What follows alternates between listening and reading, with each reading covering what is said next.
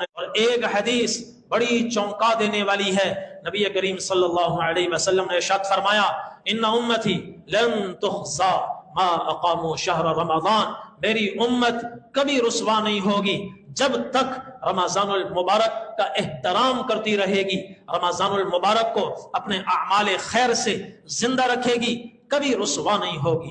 قیل یا رسول اللہ وما خزیہم فی شہر رمضان، صحابہ نے پوچھا اے اللہ کے رسول تو رسوا کب ہوگی؟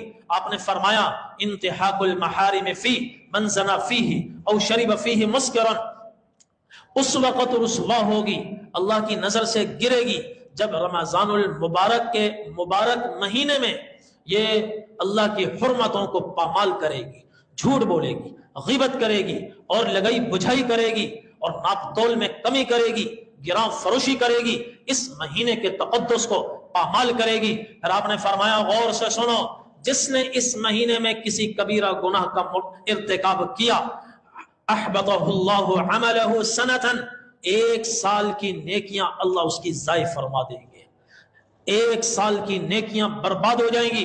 فَإِن مَاتَ قَبْلَ أَن يُدْرِكَ رمضان، اگر اگلا رمضان آنے سے پہلے درمیان سال میں یہ مر گیا فَلَيْسَ لَهُ عِندَ اللَّهِ حَسَنَةٌ يَتَّقِي بِهَا النَّارِ، اس کا کوئی عمل اس کو جہنم کی آگ سے بچا نہیں سکتا۔ فَاتَّقُوا اللَّهَ فِي شَهْرِ رمضان، آپ نے فرمایا خدا را اس مہینے میں گناہوں سے بچو، یہ مہینہ کوئی عام مہینہ نہیں ہے، فَإِنَّهُ شَهْرُ اللَّهِ، یہ اللہ کا مہینہ ہے، اللہ کا مہینہ ہے۔ جعل لنفسکم 11 شہرا، اللہ نے تمہارے لیے 11 مہینے تمہارے نام کر دیے، تأکلون فیہن وتشربون وتلذذون، 11 مہینوں میں کھاؤ پیو لذت حاصل کرو، بس شریعت کی حدود میں رہتے ہوئے۔ وجعل لنفسہ شہرا، ایک مہینہ اللہ نے اپنے لیے رکھا ہے، ایک مہینہ اللہ نے اپنے لیے رکھا ہے۔ فاتقوا اللہ فی شہر رمضان، لہذا رمضان کے مہینے میں خاص طور پر گناہوں سے بچو، خاص طور پر گناہوں سے بچو۔ فإن الحسنات تضاعف فیہ ما لا تضاعف فیما سوا وکذلک السیئات، یہ مہینہ وہ ہے اس مہینے میں نیکیاں بھی کئی گنا بڑھ جاتی ہیں اور گناہوں کی سنگینی بھی کئی گنا بڑھ جاتی ہے۔ عام دنوں میں کوئی گناہ کر لے ایک سال کی نیکیاں ضائع نہیں ہوں گی، اس مہینے میں حضور نے فرمایا جس نے کسی کبیرہ گناہ کا ارتکاب کیا ایک سال کی نیکیاں اس کی برباد ہو جائیں گی۔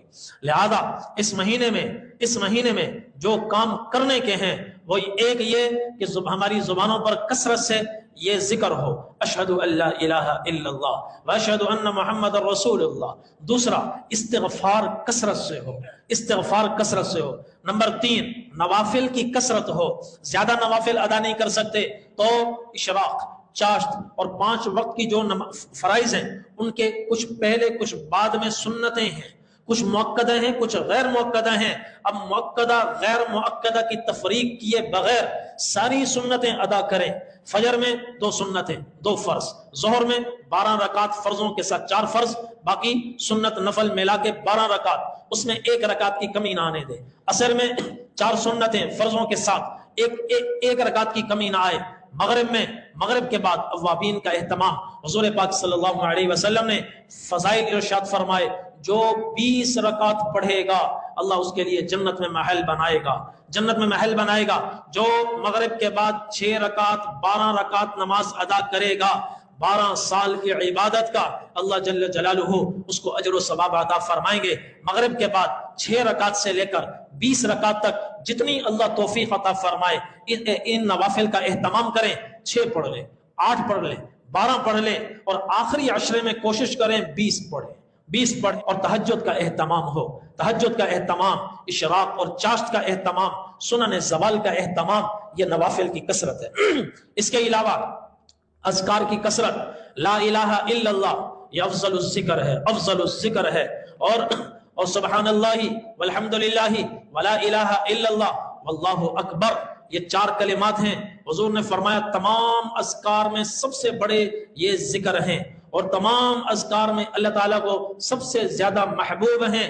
تو سبحان اللہ والحمدللہ ولا الہ الا اللہ واللہ اکبر، اس کی ایک تسبیح صبح کر لیں، چلتے پھرتے کر لیں، اور ایک تسبیح شام کو کر لے. لا الہ الا اللہ کم از کم 300 دفعہ کرے.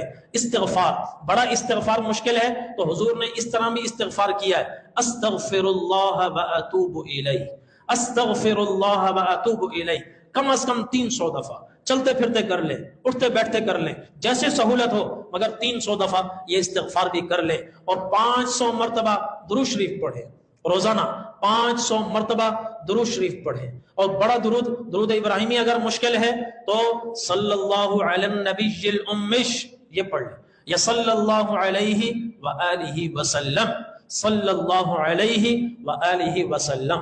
اور کم از کم قرآن کریم کی تلاوت میں ایک پارہ ضرور پڑھیں، ایک پارہ. اس کے ساتھ آسان ترجمہ قرآن حضرت شیخ الاسلام مفتی تقی عثمانی صاحب دامت فیوزہم کا آسان ترجمہ قرآن ہے، بہت عام فہم ہے، اس میں سے ترجمہ اور تفسیر پڑھ لیں.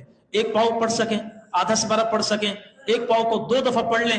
تو اس طریقے سے پڑھنا شروع کریں تاکہ اللہ کے کلام کے ساتھ ہماری مناسبت ہو، ہم جانیں پہچانیں اللہ ہم سے کیا بات فرما رہے ہیں، کیا ارشاد فرما رہے ہیں. یہ اعمال کریں گے انشاءاللہ رمضان المبارک ہمارا قیمتی بن جائے گا.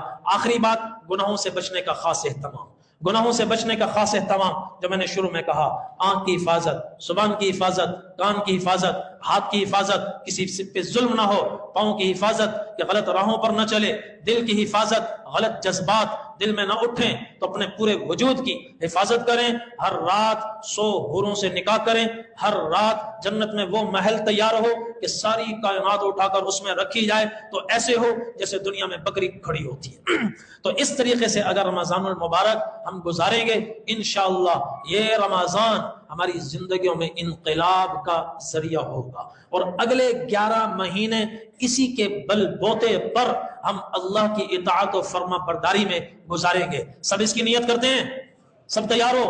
اور توبہ استغفار کریں. توبہ استغفار میں جب استغفار پڑھیں تو اس نیت کے ساتھ پڑھیں، یا اللہ میں گناہ سر سے لے کر پاؤں تک گناہوں میں ڈوبا ہوا ہوں، میرے ایک ایک گناہ کو معاف فرما.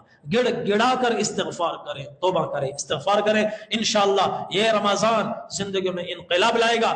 زندگی کا کچھ پتہ نہیں ہے، یہ سوچ کر عمل کریں اور محنت کریں، جد و جہد کریں، تھکا دیں اپنے آپ کو جیسے حضور نے اس مہینے میں اپنے آپ کو تھکایا، اس تصور کے ساتھ کہ یہ رمضان میری زندگی کا آخری رمضان ہے.